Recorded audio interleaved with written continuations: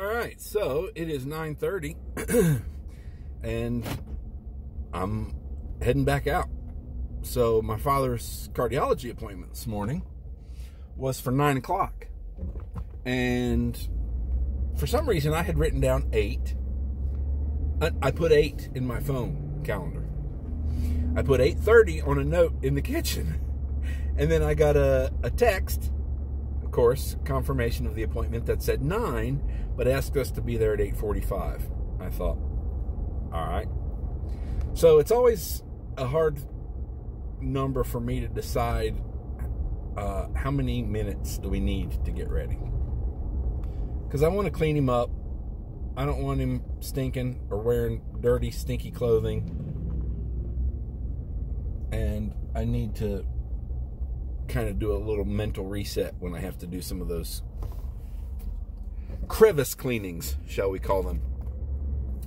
And so I got up before my alarm went off. I couldn't sleep, so I got up anyway. And I guess I'm used to getting up pretty early on Fridays, and so I got to sleep in for a few hours, actually.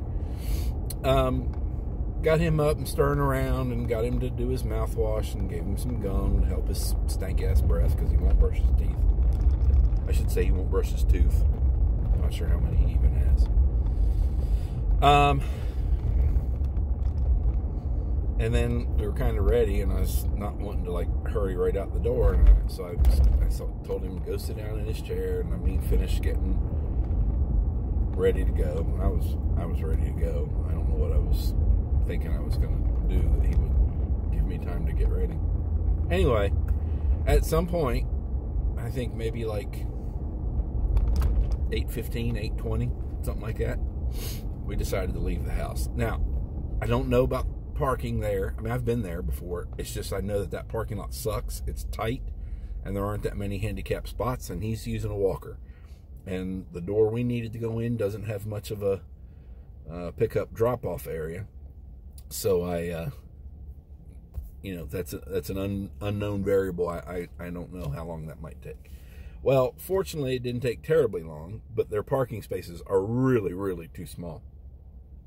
I ended up in a space pretty tightly wedged, actually empty on the other side, so I was glad to be able to swing my father's door open, wide. My side was a little snug next to another big truck. I mean, put 2 big trucks in those spaces next to each other, and there's just not room. Anyway, we got in, and we went straight to the elevators and straight up to the 2nd floor and straight into the cardiology office. And there were 4 or 5 people in line in front of us. But the lady zipped through us pretty quick. And we sat down to wait. And we didn't sit very long before they came and got us. Took us back. And did his blood pressure and weight and all that stuff. His weight was great. Fucker. His blood pressure was great. And in general, after we went through the meds list with the nurse and then the doctor came in and looked at things and talked about things, and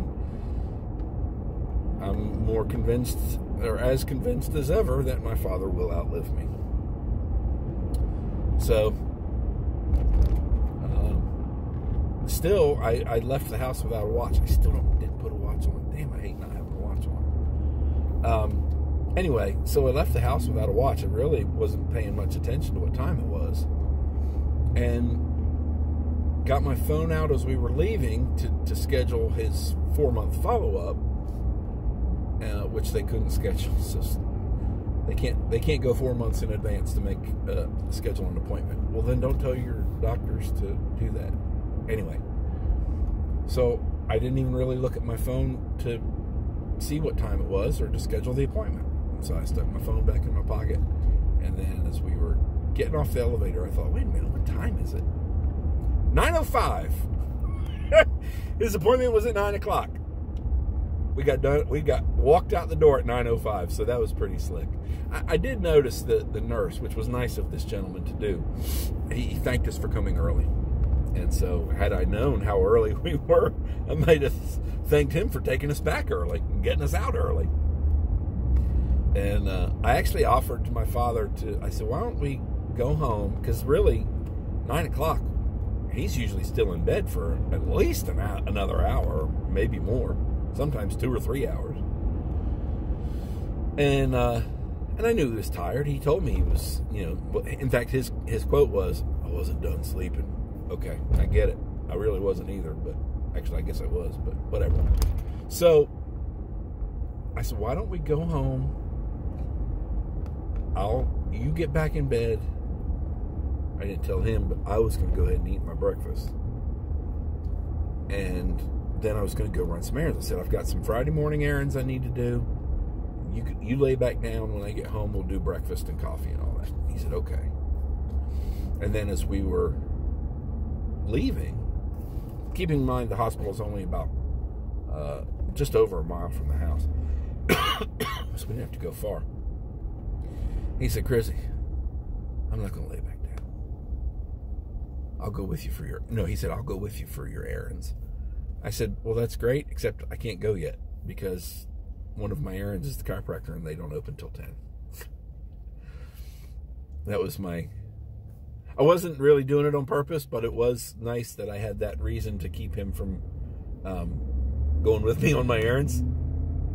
I don't know why it's a big deal. It's not a big deal. It's just sometimes errands is what I say when I just need out of the house.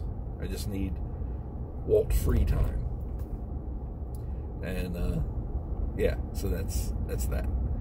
And so he's at home telling me still he's not going to go to sleep. And I'm going to go do some errands. And we'll go from there. Errands, as you know, on Friday morning include scratch-offs at my regular spot. I didn't get them from my regular spot yesterday, and I feel like a traitor. And what else? Oh, I got a few things to get at the grocery store, and then I need to stop at the chiropractor. So, here we go. Off to Friday morning errands. Another lazy, uneventful Friday is in the books. Time for dinner and bed. Thanks for watching. See you tomorrow.